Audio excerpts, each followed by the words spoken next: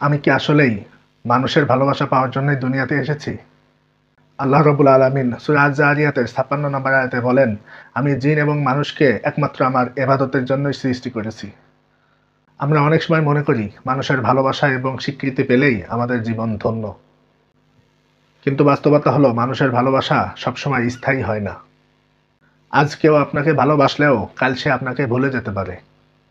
কিন্তু আল্লাহ রাব্বুল আলামিনকে যদি আপনি একবার ভালোবাসতে পারেন, আল্লাহ রাব্বুল আলামিন কখনো আপনাকে ভুলে যাবেন না।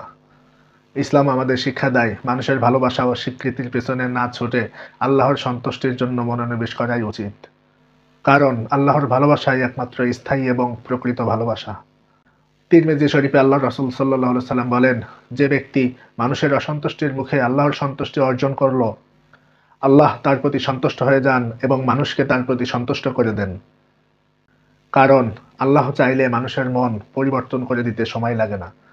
তাই মানুষের ভালোবাসার পিছনে না ছুটে আল্লাহর ভালোবাসার পাওয়ার জন্য চেষ্টা করি। মানুষের ভালোবাসা এমনিতে আমাদের পিছে ছুটে আসবে।